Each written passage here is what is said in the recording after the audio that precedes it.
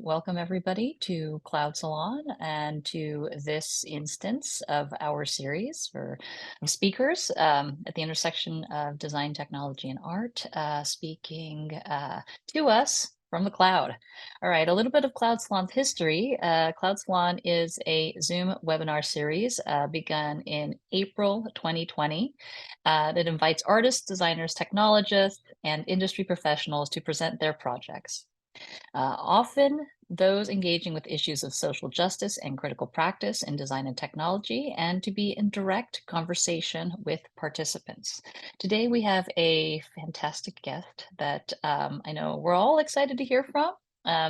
Our guest today is Islam Shabana, and Islam Shabana is an interdisciplinary artist and digital media designer. Shabana's work is situated in the intersection of technology with Islamic philosophy, mythology, and studies of human cognition. In his works, he explores concepts such as system, social dynamics, religious performative rituals, and occult practices by means of poetry, simulation, science fiction, and speculative scenarios, examining how different technologies are interweaving these concepts, producing, reproducing, entangling structures between myth, fiction, and physical realities. Within such complex intersectional realms, the digital medium is emphasizing the shift in cognitive processes, oscillating the human experience and imagination between reality and hyperreality, human and non-human, physical and mental spaces. So with that, I'm going to go ahead and cede the floor to Islam. And again, thank you so much for coming to join us here. And we are so much looking forward to your talk. Right. Thank you. Thank you so much, Catherine, for the great introduction. I hope this session goes as interesting as you introduced. Hi everyone. I'm very happy to be a part of the Salon sessions, and I'm pretty excited to share with you more a deeper look into my practice today. I will go ahead and share the screen. So I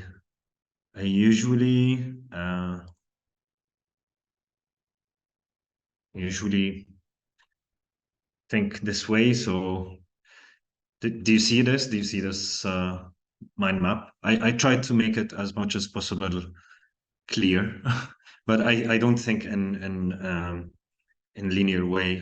I usually think in a very rhythmic style. So I took this opportunity for today and put my so I put myself.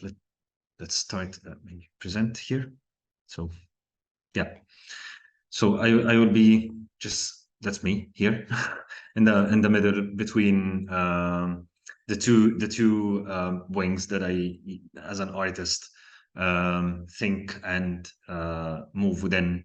The very experimental practice I have, and the theoretical background that either I gained by academic training or by just like self-exploration. Yeah, I'm very non-linear person, so I think this way, and I will start by, maybe I'll start with the experimental practices because they will appear again when I go into some projects. But I'm concerned with a lot of technological tools or technology in general, even as a question, as a philosophical question. I also gained a lot of skills, usually or mainly self-taught. So yeah, like I use installation a lot. They are also like engaging a lot into audiovisual techniques or mediums. So I use video and sound, a lot of CGI between 2D, 3D. I had a time when I was also producing a lot of VR. the other part of my technological skills is interaction design. So I have skills in real-time rendering. I use Touch Designer a lot. I have basic knowledge in coding. I know how to jump between programming languages and read a lot of documentation and get into what I want as a result or as a product. I also used a lot of electronic and microcontrollers. Lately, I've been trying to delve into like AI and machine learning techniques. So I used Stable Diffusion and other tools. So yeah, like this is basically poetry is is one thing that I practice by reading and writing, mainly in Arabic, but also like in other languages. I translated even a couple of poetry in parts of my work. And the theoretical part, it's a little bit messy here, but this is the best I can do. I will try to go. So yeah, as I stated, like the three main branches that intersect with my practice, with my technological practices: Islamic philosophy, mythology, and technology. And then there is other branches in between, so Islamic science and a little bit of quantum mechanics, and then other theories and on futurism and quantum futurism. I would say human cognition is part of my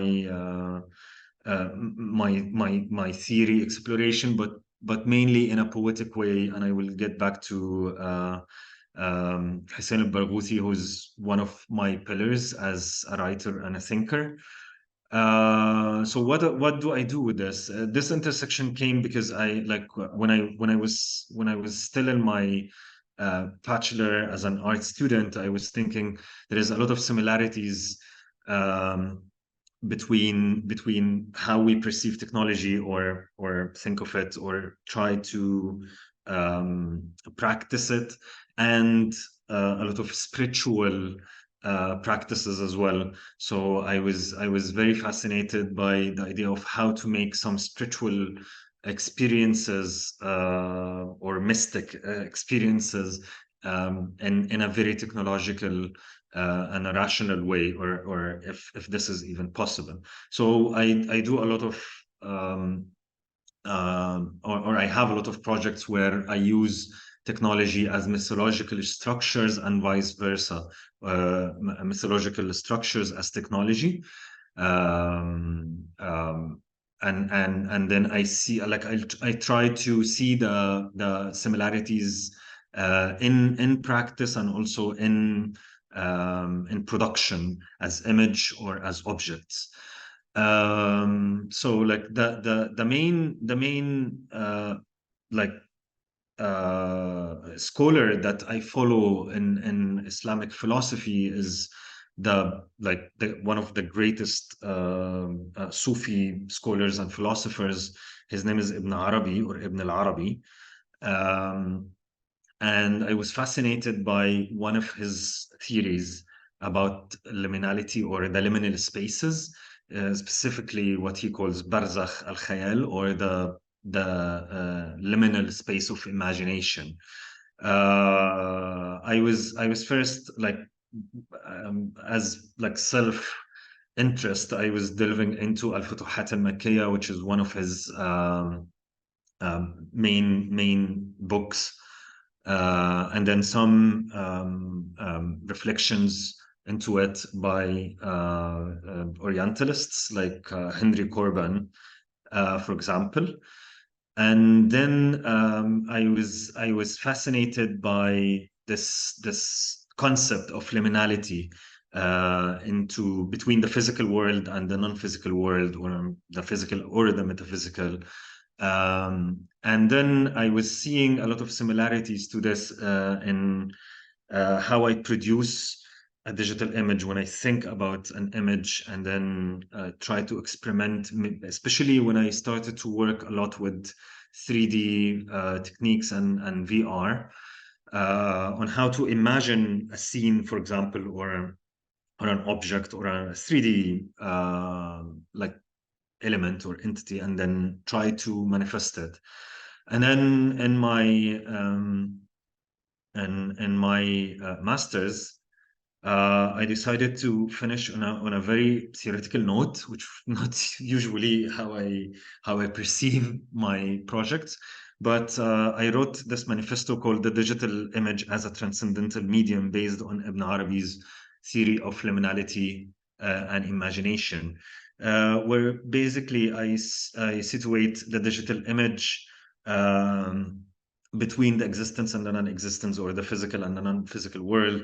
And then also like between, since it's a physical, between the physical and non-physical, so it's the seeing, so it's like seeing the physical image and then translate it into a mental image, and how this physical image is a manner of execution, and also like when we think about it in terms of imagination, or how it was mediated between imagination to the physicality, or the physical manifestation. So it goes from assimilation to an execution process, where I use also a very Sufi terms that they use a lot on how the God or the divine imagined the whole world and then manifested it, or executed it into the physical world, through a liminal space called subtlety or lutf. And how these levels of understand, or like interpretation of knowledge into mental images, where mental images are into this space or liminal space called the world of the possible, where stuff are possible, and then manifesting to the mind as an idea, and then manifesting into the physical world. And through this, I was examining how we look at a digital image, and then happens a moment of confrontation between what is mental, or what is real, and what is unreal, and this blurred line between both. You can find on my website the whole there is the whole manifesto, where it's more of a poetic text, with a lot of diagrams. As you can see, I love diagrams and I love connecting stuff. But here it's all I made six formulations, three each formulation are almost into three levels of different text, poetic, between poetic and philosophical texts, and a lot of diagrams that explains this.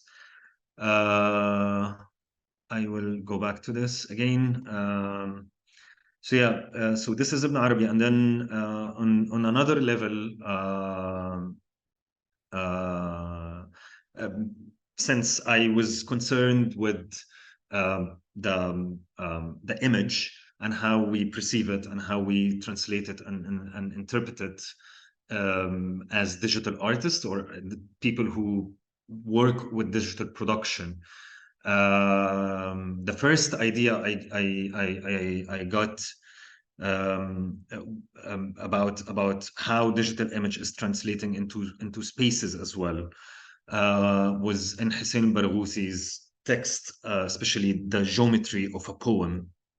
Hussein Barghouthi is a Palestinian thinker and writer, who recently died in 2004, and he left not a huge legacy. I mean, he left a huge work as a writer, but I believe that he should have left even more, but cancer was faster.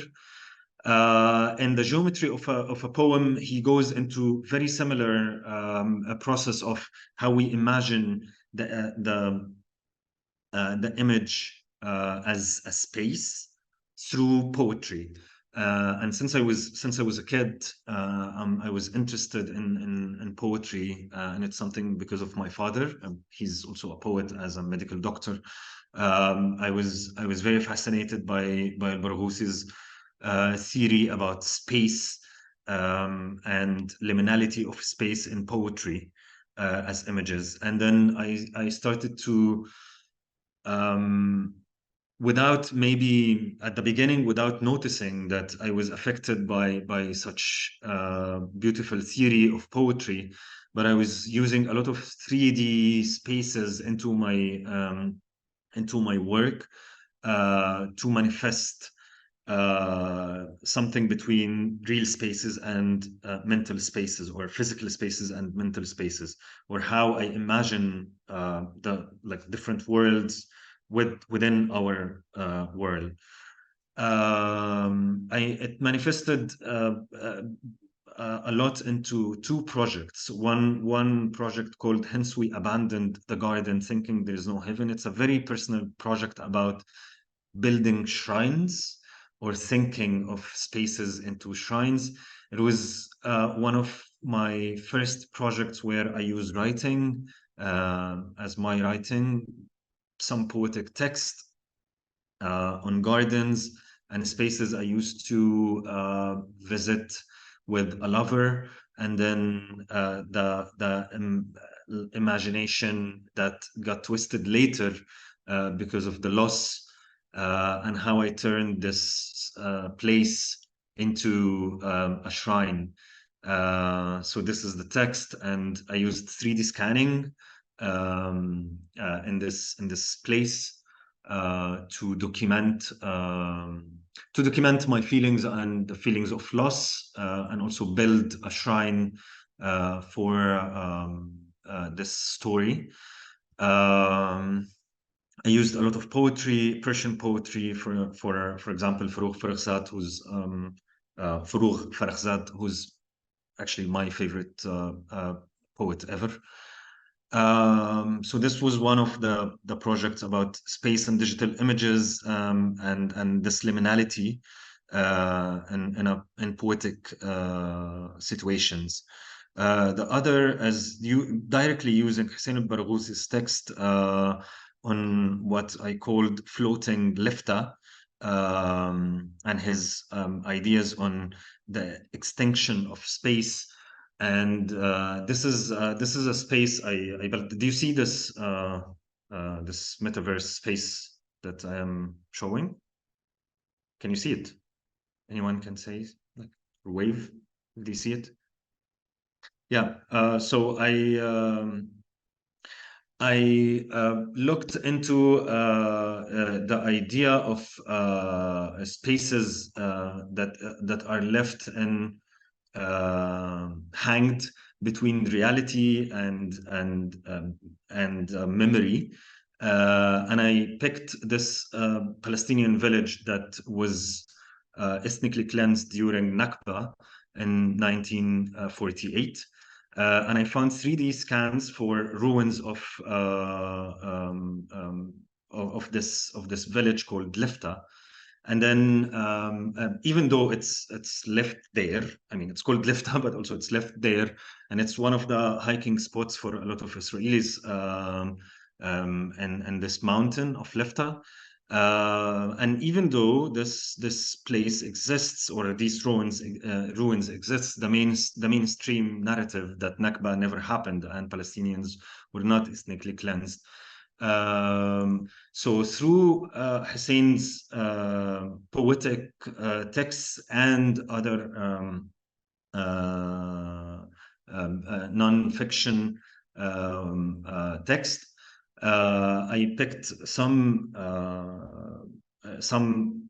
parts of the text, and it was designed by Nadine Rose in a publication 3 months ago.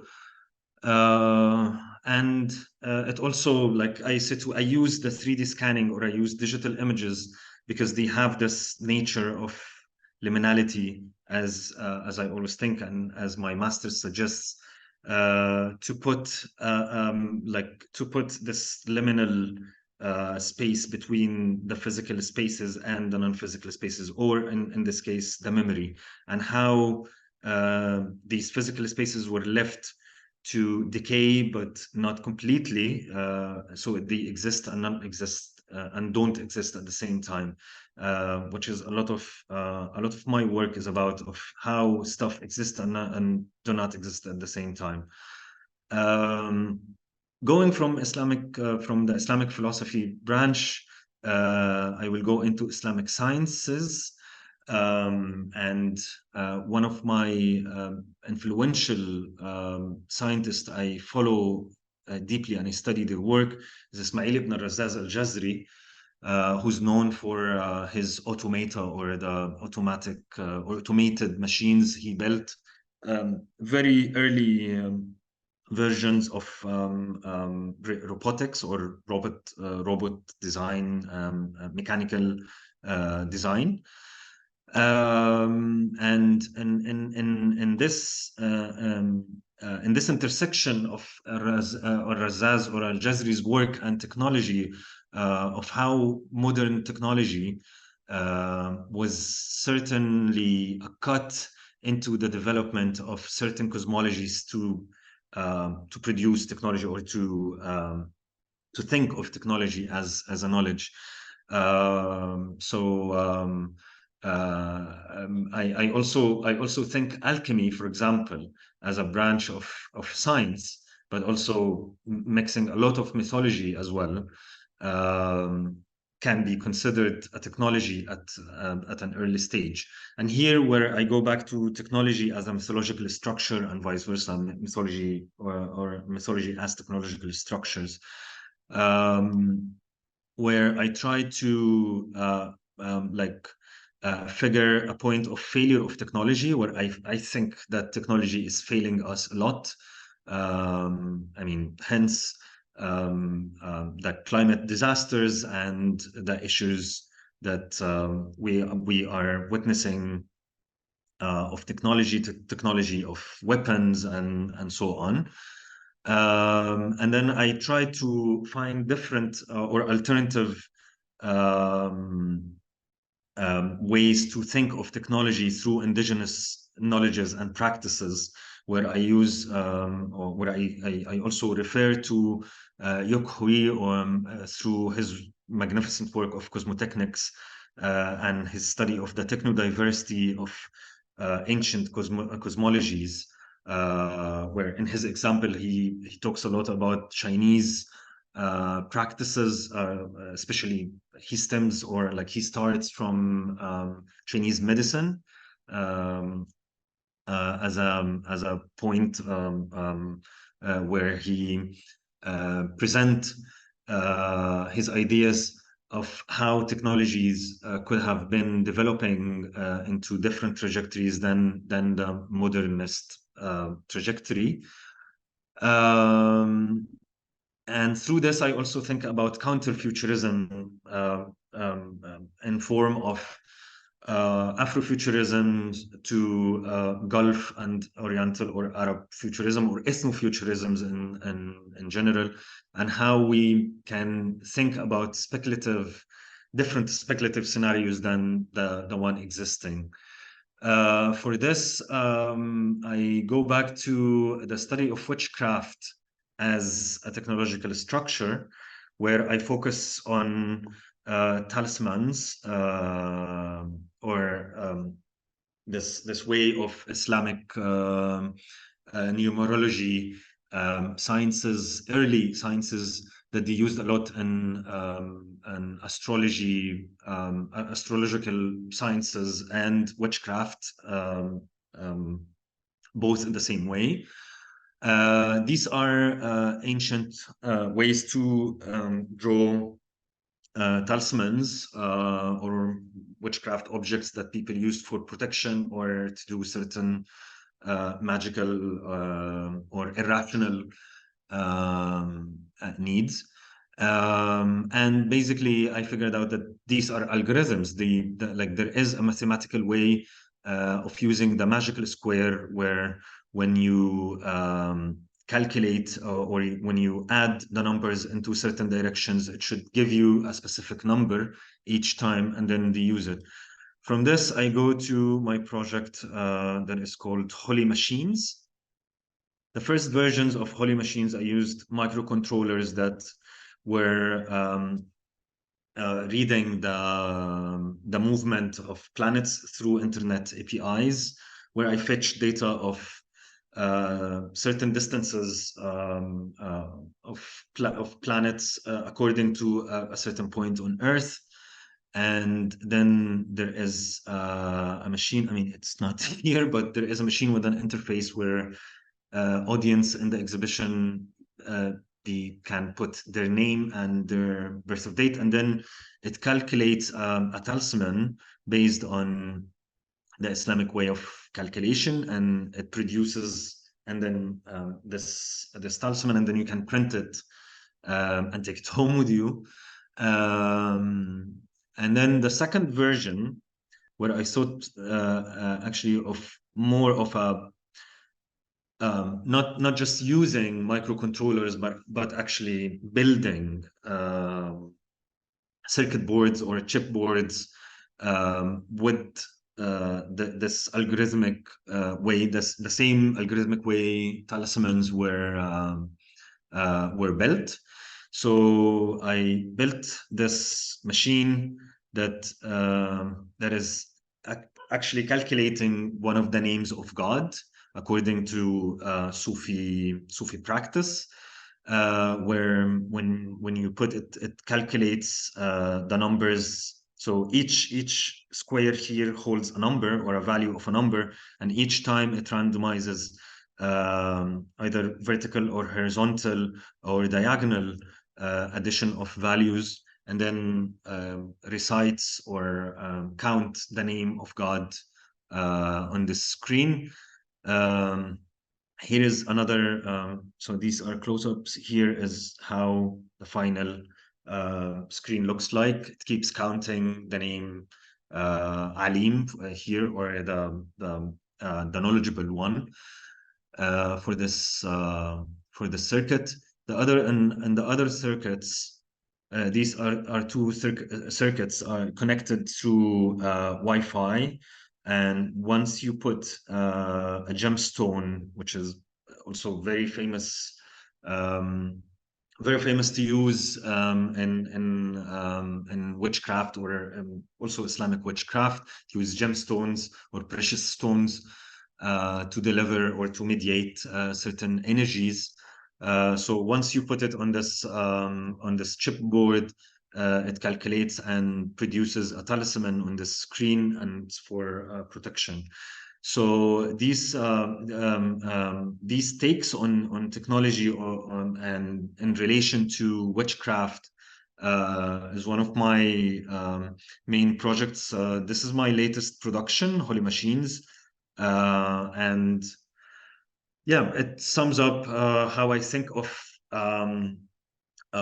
this liminality also between technology as, or thought of technology as a rational realm, but then witchcraft, which is supposedly irrational, but also was thought of like as rational practice in different cosmologies. I think the times is up, or should I carry on in this messy diagram? I think it's, I mean, I think it's entirely up to you. We can pause for a moment and see if there are any questions from the audience with regards to anything that was presented. Okay, we've got my goodness, we actually we have some questions. This is absolutely wonderful. And for anybody who is a little shy about raising your hand and coming off of mute, I also encourage you to go ahead and put your questions in the chat, because we will be taking a look at that as well. So we're going to go ahead, and I guess maybe we'll start with some questions, right? Okay, we have Suzanne, and go on ahead. You're up first.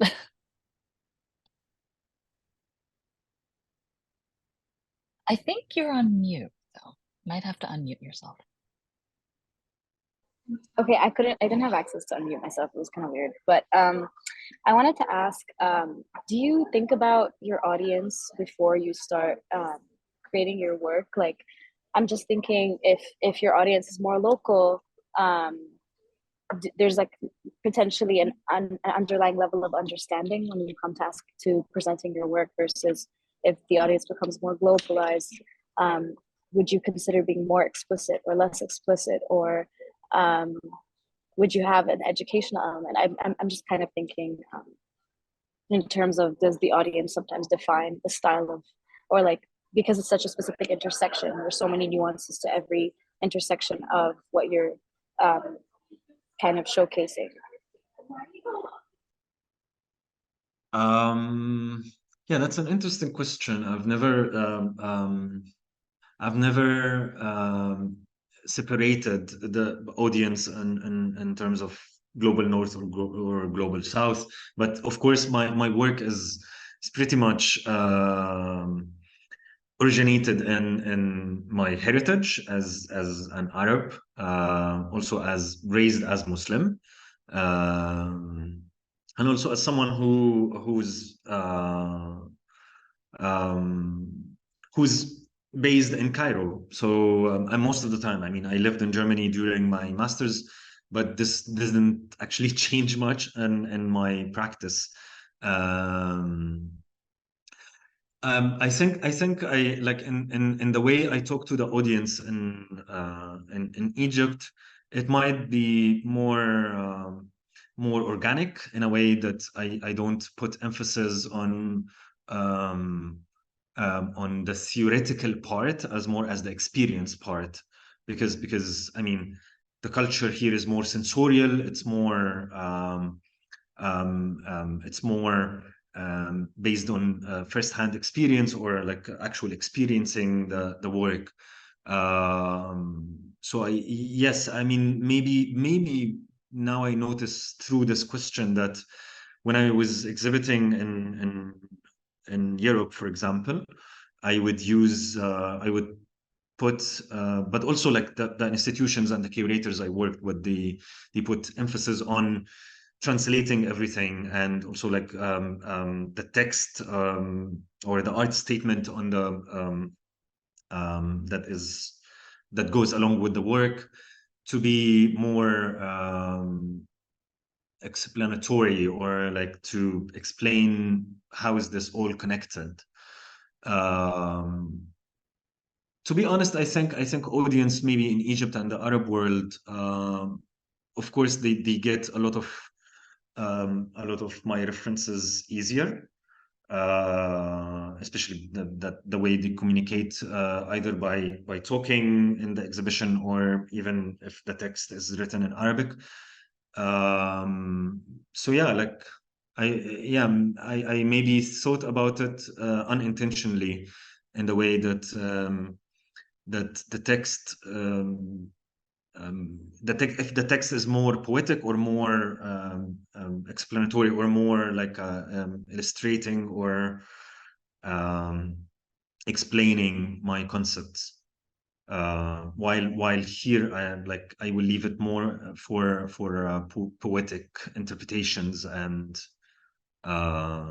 experience.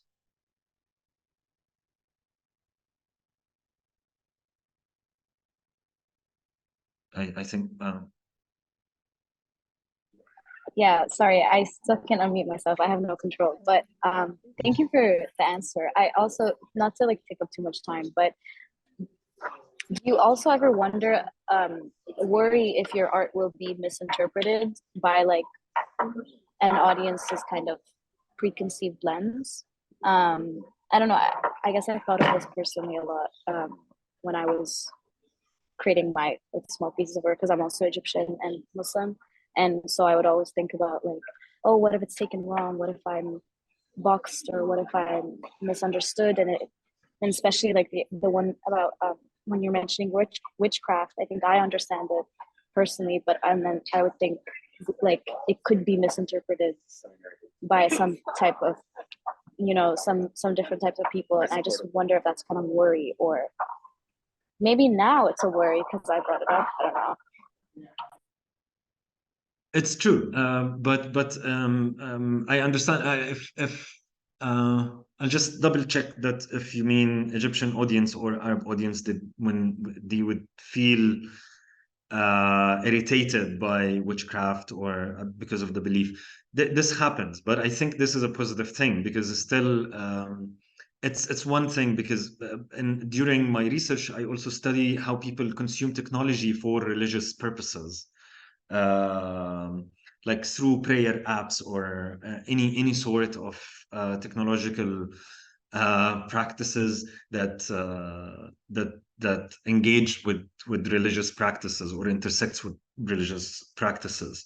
But then when people, it happened actually in one of the exhibitions when it was in Cairo, um, when people thought that this is a witchcraft that simulation that's happening through these circuit boards.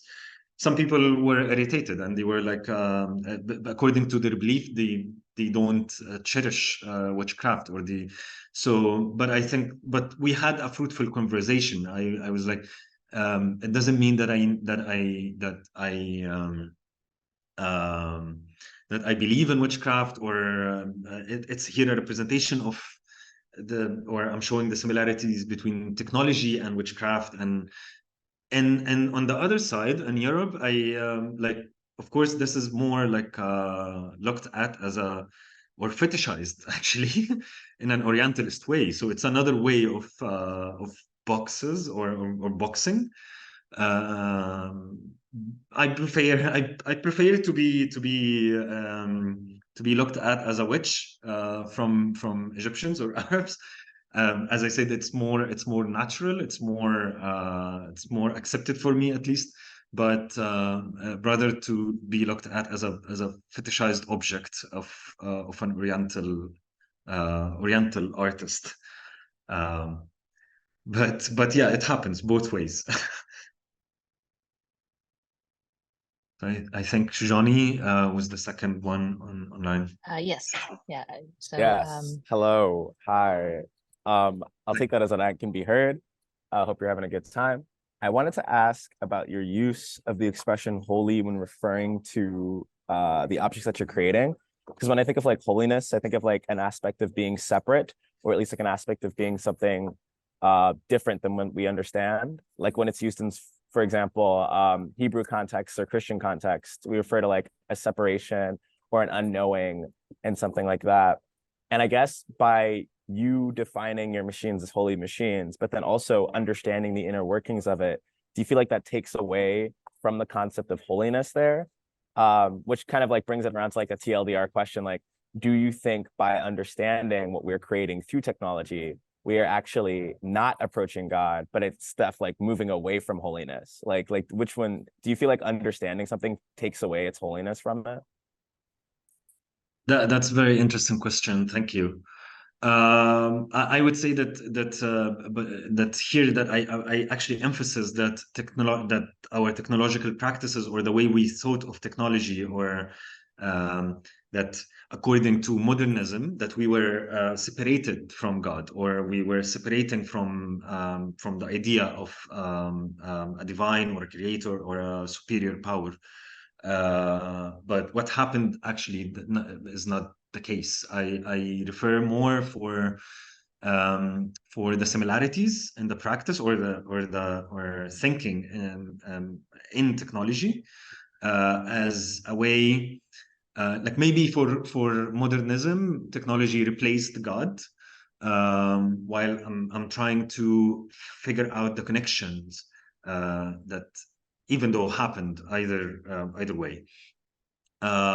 And the term holy here, I refer to the irrational needs or the irrational practice of these specific boards here or technological objects, because they are using rational technologies or rational technology or a rational that's basically a chipboard with an algorithm calculating certain numbers, but the output or the result of it is completely irrational. and it's for this one, it's to build or to give you a protection talisman, while here it's reciting the name of God or counting the name of God in on a certain count. So that the term holiness, the holiness here is it's also between being separated and also connected, but you are connected through the rational algorithm that is calculating this numbers, while at the same time it's connecting to an irrational and it's an irrational practice that you are connecting to, like praying or reciting the name of God or so on. So yeah, I think I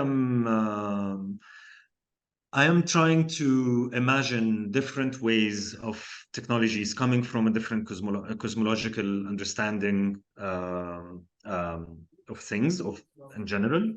While it happens here that it's more that it's Islamic or Arabic. And at the same time, it's still inherited in the belief. So like I'll go back to this guy who built these wonderful machines, but most of these machines, I mean, it's very sophisticated according to being built in the 13th century. These are very sophisticated automated machine. But most of these machines were used for, or not most of it, a big part of his work was used to make machines that to prepare for the Islamic way to wash before the praying, for example. So it's an automated washing machine that you wash your hands and face to get ready for praying. So it was also like using these rational practices of building automated machines and very sophisticated mechanical machines, but the purpose is irrational. The purpose is worshiping a god or like doing something that is completely. And this separation happened in modernism. Also, modernism suggested the man-nature divide, even not just like the separation from the mystic part of it, but also even like separating from nature completely. And I think maybe my work is like trying to bridge gaps from different trajectories or different ways rather than modernism. So then, I guess to follow up very quickly, do you believe, or at least would you describe that like faith and irrationality come very hand in hand in your work in that way? Or would you say that irrationality, at least in this situation, is almost indistinguishable from faith in a way, just because of the way that we are using technology to connect, as you put it? That's a very twisting question. And obviously, I'd also love to pick your brain about it later if you feel like it's something you need to think about. But I was just curious. It's actually a very very tricky question and very like it's a entertaining to the mind to think about. I think rationality should not be distinguished or shouldn't be separated from a faith. I mean, depends on what faith is. I don't have a specific faith actually to put in a reference, but in Islamic reference, if we see Sufism asks people to dissolve into spirituality or like completely, but at the same time to stay awake or to stay sober, and this is a very confusing but also very poetic way, because you should as a spirit you should completely dissolve into the divine to an extent that you lose everything. But at the same time you keep your rational mind working very well, and then at a certain point they become one, or like when enlightenment and Sufism means that suddenly you understand the whole fabric of time and space. So yeah, I think maybe I don't know if it's answering your question, but No, I think I don't I got a think lot there. yeah, I don't think rationalism should be completely separated Mhm. from understanding faith. And Thank you so this much. is You're This is welcome. a great discussion. And so I'm going to move on to a question that was posed in the chat, and then we'll have Daniel next up for asking a question. This comes from Phi, and the question here is, can you talk more about floating lifta and how was it presented? And then I noticed Phi had another question as well that basically followed up in the chat and said, I guess I'm curious about this. Does the Arab audience think about your work as radical work? So first question about how the floating lifta work was presented. So floating lifta was a commission and a publication that was dedicated on the memory of the 75th memory of Nakba, Palestinian Nakba.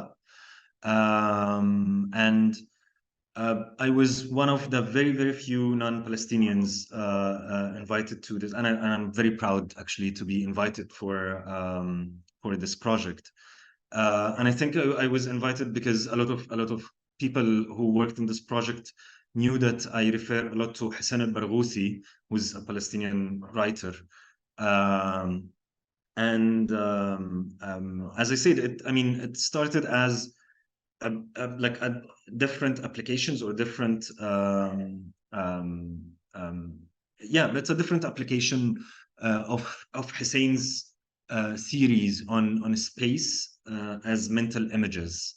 And since I like through my research in the masters, where I connected the digital image to the mental image through the liminal space of imagination in Ibn Arabi's philosophy, I refer a lot to the way we look at the digital image to be hanged between reality and non-reality, and the nature of lefta as a case as almost the I think it's the almost the only village, Palestinian village, that was ethnically cleansed but never wiped or never built on, and still have some ruins there in this mountain that should tell people that there was a Palestinian village here.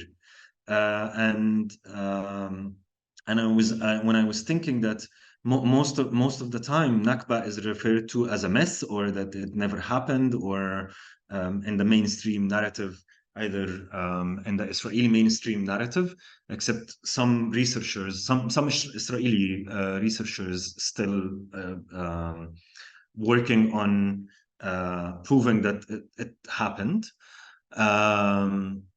But in the mainstream narrative, that Nakba never happened. And then I was thinking these places, and also like being an Egyptian for many years before 1948 meant that I can go to Palestine with a train from the Suez Canal. And sometimes even we had cars from Cairo going to Palestine. Now I can't go. Egyptians can't really go to the Holy Lands or any parts of the occupied territories. So I was also thinking about the accessibility. People in Israel can access these ruins where a Palestinian village were situated. But then refer to this event of Nakba, or the catastrophe of the ethnic cleansing that never happened. So I built this. It's a beginning of a project. Actually, I will build it more into Unity later, and make an actual map of Lifta, and then go around this map. And it's kind of like I like using my avatar here, as desperate as I can't visit this place. So I just was doing kind of like a weird touristic experience, like looking at these ruins and on the metaverse, because this is the place but at the same time, the text suggests that that the extinction of a space is not by its physicality. It's in the mental image of it, and how occupation is or colonialism can separate the memory from the physical space. So I don't suggest, actually, like, this project doesn't suggest that it's an alternative way to see Palestine through a digital image. It's just the fact that that a lot of Palestinian spaces are just hanged between the physicality of it, or the what it should be, and how it is in the memory, or thought of as non-existing. So yeah, I think this is all about, if there is any specific question, maybe, but this is maybe in general, how this project was thought of.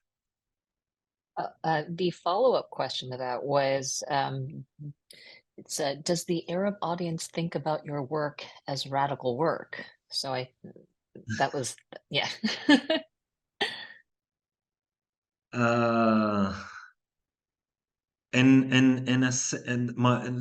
Arab audience, I never thought of asking the Arab audience if my work is radical or not. I never got such I would say acquisition. No, I mean, I myself, I consider myself radical in a lot of senses. The way I look into knowledge production in general is a radical, has a lot of radical takes.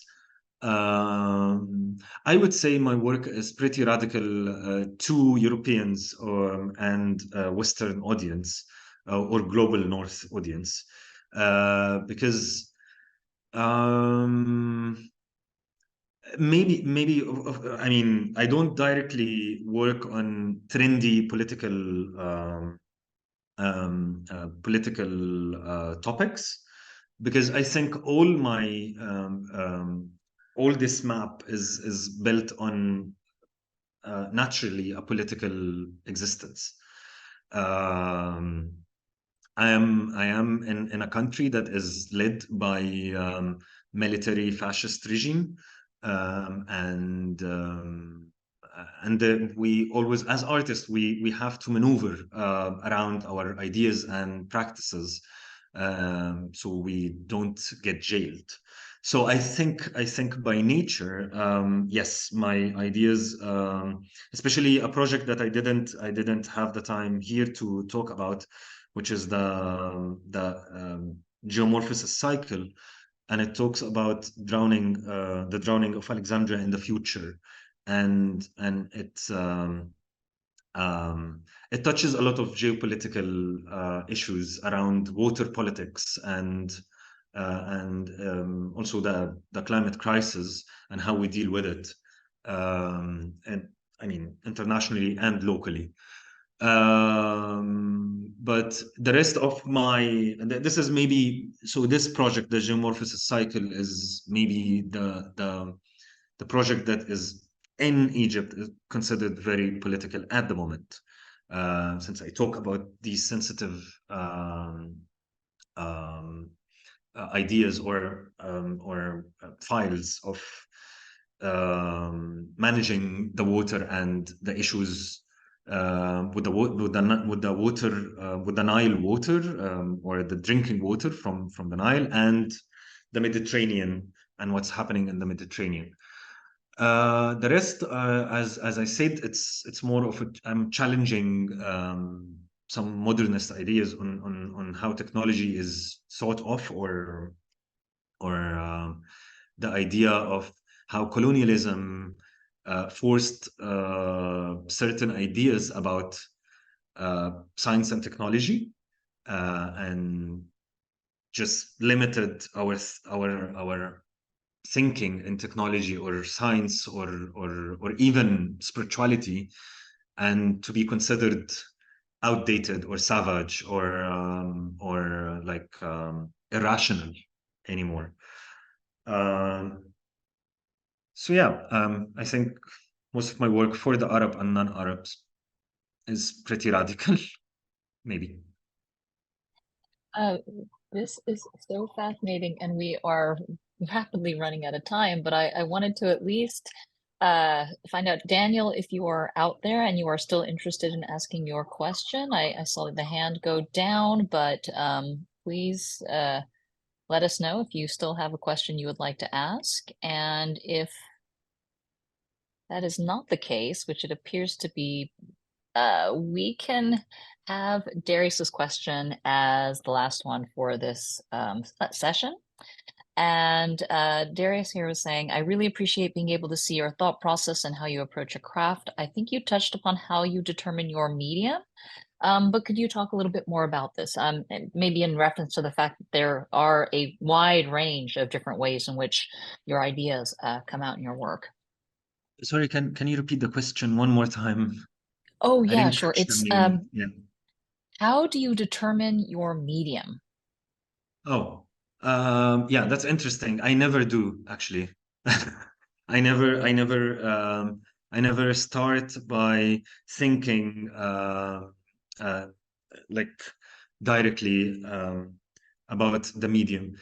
In fact, a lot of my projects, if not all of them, they appear in different mediums, depending on um, how they are exhibiting, or the situation of the exhibition, or the curation direction. There's a lot of elements, but yeah, but I think this is the essence of being an interdisciplinary. Not just that I have a lot of disciplines open around me and I go through them, but also that the disciplines in terms of production. So this little map here showing my different kind of practices, that it's never one medium or the other. It just happens every time there is a different reason why this work is presented this way. And as I said, if not all my projects are can appear in different forms in different situations. So it's more of an organic. It comes to me, or like maybe the space that I'm exhibiting. So like some of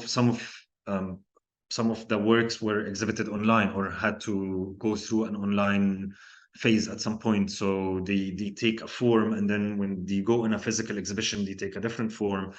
And maybe I'm invited to do an audiovisual performance. So I take, or I recycle maybe videos and sound that I worked on, and I play them live. And then in another time, I do it as a lecture performance. So I do I think about other practices as well, as how to maybe change my voice while talking, to have different characters talking throughout the lecture, and so on. I think it just comes to me. It sounds very classical to this digital practice, but yeah, it just comes to me based on all the factors that I talked about. I know we are running towards the end here of this presentation, and it's a shame we can't go on, because I think that we had a really wonderful, engaged set of questions. I think that your work is fascinating. Honestly, I could spend the rest of this afternoon listening to you speak about your work. Thank you so Thank you. much. No, absolutely. Thank you so much, Islam, for joining us today and for speaking about your work. And we absolutely enjoyed having you here and hearing about the work that you're doing and your thought process and sort of, creative work. Before we close Cloud Salon, I want to give thanks to Jesse Harding, who organizes Cloud Salon. Thank you, of course, to all the Creative Practice Studio instructors who are also engaging with these series of lectures. Before we break, I want to also say we have a public event that we wanted to announce to the community. This is a public program feature, a guided tour, Embodied Futures and the Ecology of Care, November 19th from 2 to 4 p.m. Eastern Standard Time at the BioBat Art Space, Brooklyn Army Terminal, 58th Street in Brooklyn. And I believe this is from one of our faculty, Clarinda Mack, who is going to be showing work there. So thank you for that. And thank you everybody for joining us this week at Cloud Salon. Thank you so much, Islam. This was amazing and wonderful.